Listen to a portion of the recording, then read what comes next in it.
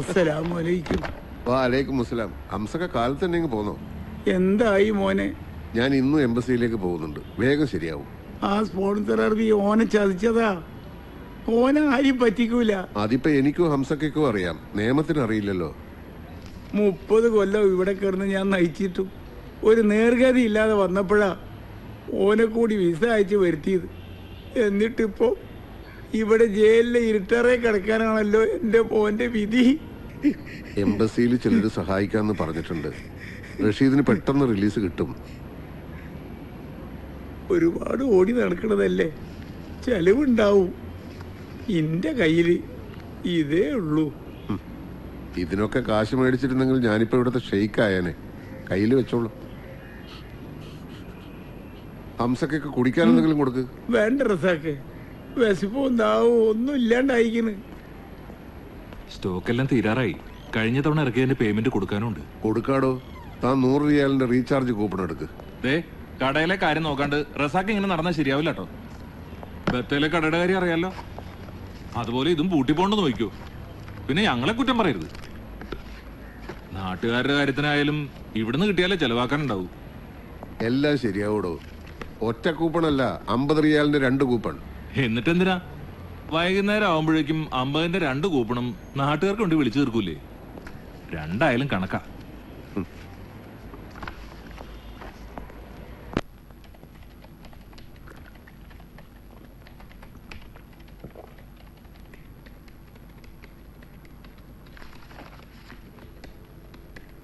എങ്ങനുണ്ട്? എന്തൊക്കെയാ അജിത്ത് ഈ എഴുതി വെച്ചിരിക്കുന്നത്?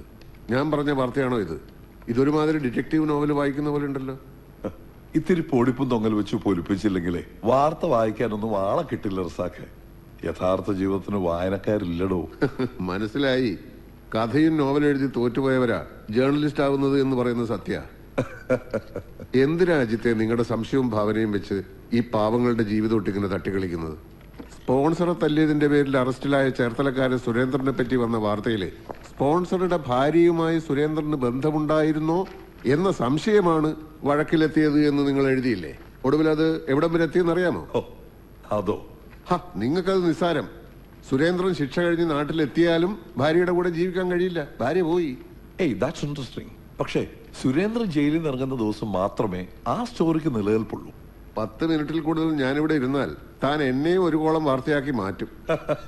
അതിനു മുമ്പ് ഞാൻ ഇറങ്ങുക. നിക്ക്, ഒരു പുതിയ ന്യൂസ് ഉണ്ട്.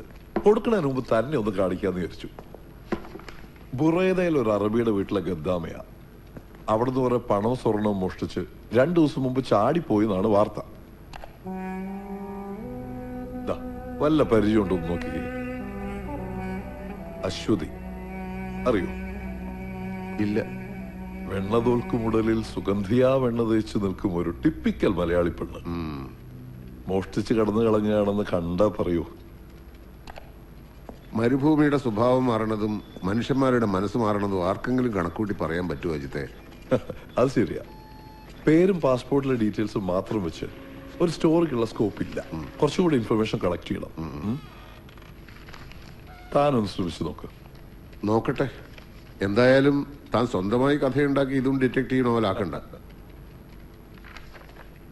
കഥയേക്കാൾ വിചിത്രമായ ജീവിതം ഉണ്ടാവും നമ്മൾ അറിയാത്ത പല മനുഷ്യർക്കും.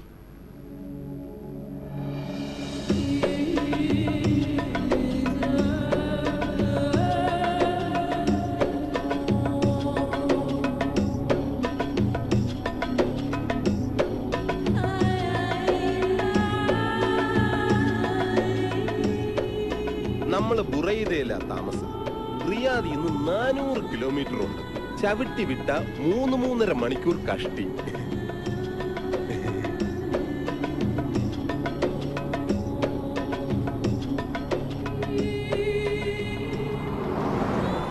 പെങ്ങള് കാഴ്ചയൊക്കെ ശരിക്കും കണ്ടോ? അറബിയുടെ വില്ലേന്റെ അകത്ത് കയറിയാ പിന്നെ പുറം ലോകം കാണുന്നത് തിരിച്ച് എയർപോർട്ടിൽ പോകുമ്പോഴാവും. പെങ്ങൾക്ക് വിശക്കുന്നുണ്ടാവുമല്ലേ? 1.5 ദിവസം എയർപോർട്ടിൽ ഇരുന്നതല്ലേ? സാരില്ല. വഴിയിൽ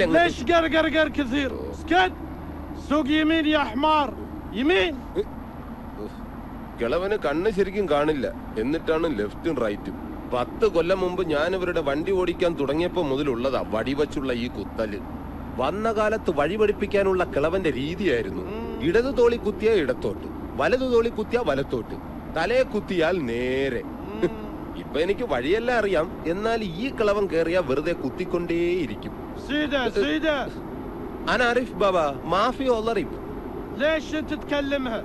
انا سوي كلام عن بابا يلا. ഈ തന്തയുടെ പേര് Khalid Ahmed bin Sayed Muhammad. ഇങ്ങേരുടെ മോനാ നമ്മുടെ sponsor Nawaf Ahmed bin Khalid Muhammad. പിന്നെ തന്തയുടെ ഭാര്യ, സ്പോൺസറുടെ ഭാര്യ, അവരുടെ മക്കൾ, എല്ലാവർക്കും പിന്നെ നല്ല തങ്കപ്പെട്ട സ്വഭാവ. അതൊക്കെ പെങ്ങൾക്ക് അവിടെ ചെല്ലുമ്പോ മനസ്സിലായിക്കോളും.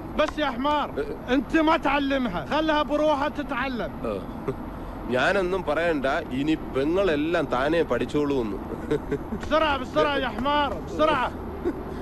എനിക്കൊരാഗ്രഹം കൂടിയുണ്ട് പെങ്ങളെ. ഈ കള്ളക്കളവനെ വണ്ടി ഇടിച്ച് കൊന്നിട്ട് സൗദി ജയിലിൽ പോയി സുഖമായിട്ട് കിടക്കണം.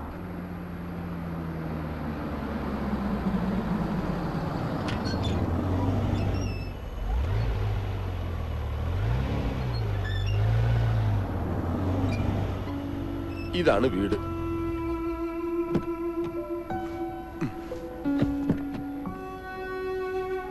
പെങ്ങളെ ഇറങ്ങി വാ.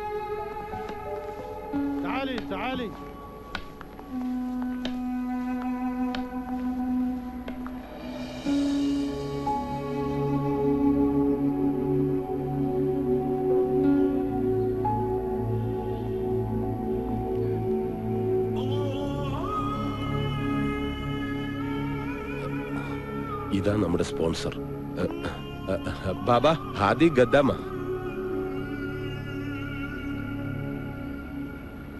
جيب الجواز. جواز باسبورت باسبورت.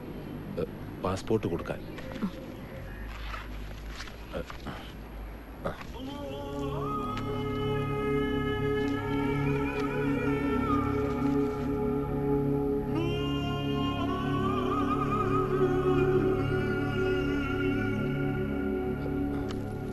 روحي جوا. അകത്തോട്ട് പൊക്കോളാൻ. നേരെ ചെന്നിട്ട് ലെഫ്റ്റ്. ശരി.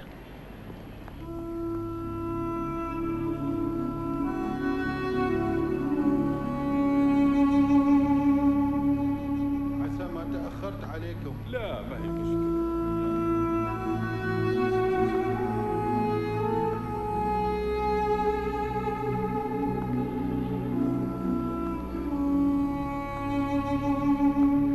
ليش حيرانة؟ تعالي تعالي.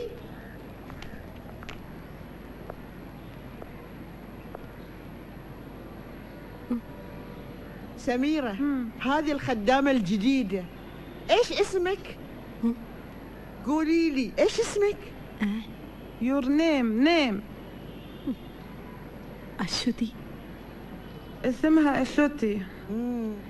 فاطمة فاطمة، عندنا خدامة لأعمال المطبخ، انت عليك باقي شغل البيت. أنت تربين الأولاد كمان. فاطمة هذه خدامة من البارية جديدة، أبغاش تعلمينها كل شغل البيت، فهمتي؟